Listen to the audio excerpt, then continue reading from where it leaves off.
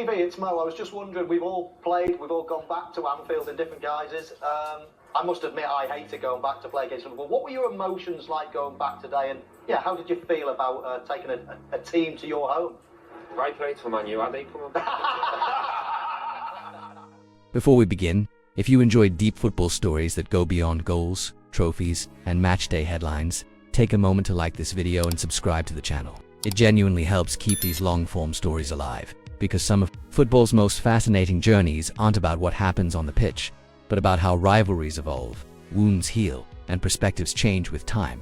For much of modern English football history, few rivalries felt as personal, as emotional, or as immovable as the divide between Liverpool and Manchester United. At the very center of that divide stood Gerrard and Gary Neville, two men who represented not just their clubs, but entire identities.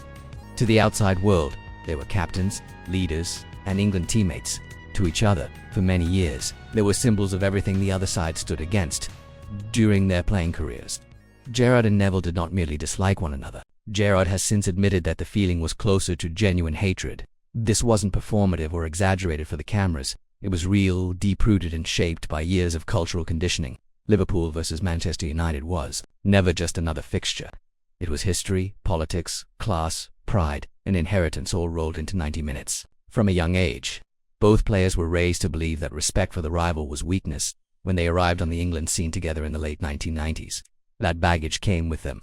On paper, England's so-called golden generation should have dominated international football. They had talent, experience, and leaders from the biggest clubs in the country. In reality, they were fractured long before they ever stepped onto the pitch. Gerrard later described the group as egotistical losers, not because they lacked ability, but because they failed to leave club rivalries at the door. He has spoken openly about the hypocrisy of those England camps. Players would laugh together at breakfast, train side by side, and pretend there was unity. But the moment a Liverpool player stood next to a Manchester United player in the tunnel, the truth resurfaced. Old grudges returned instantly. Gerrard admitted that he and Neville would look at each other not as teammates, but as enemies temporarily forced into the same shirt. That tension poisoned the environment. It wasn't always loud or dramatic, but it was constant. Little comments, subtle digs, cold silences, a lack of trust in key moments. England didn't fail because they lacked quality. They failed because they lacked genuine togetherness. And Gerrard, looking back with maturity, placed responsibility on himself and others for not being bigger than the rivalry. Nothing encapsulated that rivalry more clearly than the infamous tapping up incident of 2004. England were at the European Championships, and Gerrard was one of the most coveted midfielders in the world. Sir Alex Ferguson, never shy about psychological warfare, decided to test the impossible.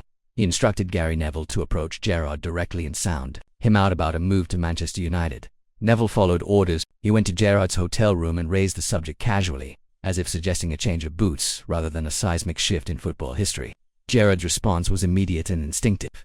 Within seconds, he shut it down completely. He told Neville he would never leave Liverpool, that his family would never be able to live with it, and that the idea itself was absurd. Later, Gerrard reflected on the moment with disbelief. He genuinely wondered whether Neville was serious or joking. In his mind, the consequences of such a move weren't just professional. They were personal and potentially dangerous. He famously said he feared he would be shot if he ever crossed that divide. Whether exaggerated or not, the statement revealed how intense the rivalry felt from inside. For Neville, the rejection wasn't personal. He understood the landscape, but the interaction cemented the emotional distance between them. They were never going to be friends while their boots were still on. Their identities were too intertwined with their clubs, and neither was willing to compromise that loyalty for anything, not even England.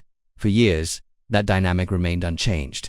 They shook hands when required, played alongside each other when selected, and then returned to opposite corners when the international window closed. The animosity wasn't always visible, but it was always there, shaping body language, conversations, and attitudes.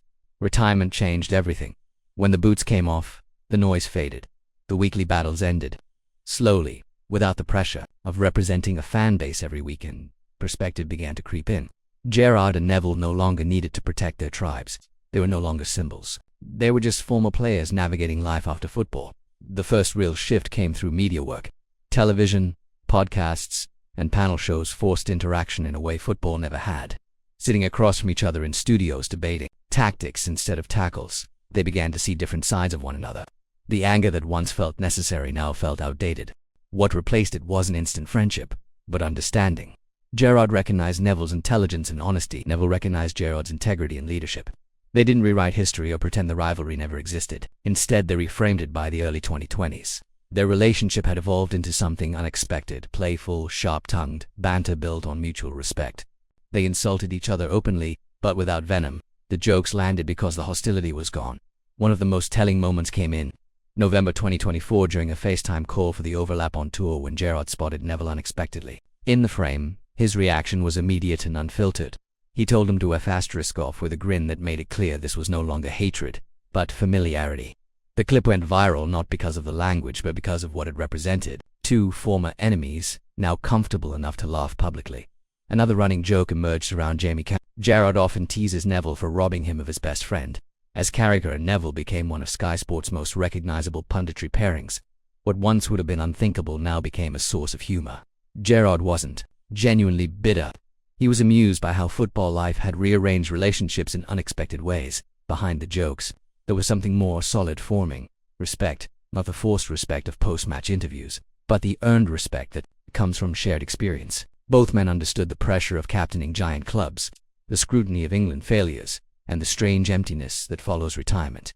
That respect extended beyond words. In 2023, Gerrard and Neville both quietly donated £5,000 each to help the England deaf women's football team reach the World Championships. There was no rivalry there, no cameras needed. Just two former players using their platforms for something bigger than themselves. By 2026, their relationship had settled into a unique balance. They were not best friends, and they didn't pretend to be. But they were comfortable allies, capable of disagreement without hostility and humor without bitterness. The hatred that once defined them had softened into perspective. Looking back, Gerrard has been brutally honest about his regrets. He has said that if he could change one thing about his career, it would be how England players allowed club rivalry to poison the national team. His relationship with Neville stands as living proof of that lesson. What felt impossible in 2004 became natural 2 decades later. Their story isn't about betrayal or reconciliation in the dramatic sense. It's about growth, about how time strips away tribal identity and leaves behind shared humanity. Gerrard and Neville didn't change who they were. They simply stopped needing to fight in the end. Their journey mirrors football itself. Intense, emotional, divided in the moment, but capable of reflection once the final whistle blows. Hatred gave way to understanding. Rivalry transformed into respect. And in that evolution, both men found something England never quite managed. On the pitch, unity without losing identity. Their story reminds us that football rivalries are powerful, but they don't have to be permanent. Sometimes, the strongest statement isn't victory or defeat, but the ability to move forward once the battle is over, as the years pass. Both Gerrard and Neville have become more reflective about the era that shaped them. Distance has allowed them to see how emotion often outweighed logic, and how loyalty, while admirable, sometimes became a barrier rather than a strength. Neither man disowns the rivalry they lived by, but both now acknowledge that it consumed energy that could have been used more productively, especially in an England shirt that demanded unity above all else. There is also a shared understanding now of the pressure they were under as young men. Captaining Liverpool and Manchester United came with expectations that went far beyond football. Every word, gesture and performance was scrutinized, and any sign of softness toward the rival was treated as betrayal. In that environment, hatred wasn't just personal feeling, it was almost a job requirement. Recognizing that has allowed both men to forgive not just each other, but themselves. Their modern interactions often highlight how much they actually have in common. Both are students of the game, both are deeply analytical, and both care intensely about football culture in England. When they debate tactics or leadership on air, there is a mutual seriousness beneath the jokes. They challenge each other not to score points, but to sharpen ideas, something that would have been impossible during their playing days.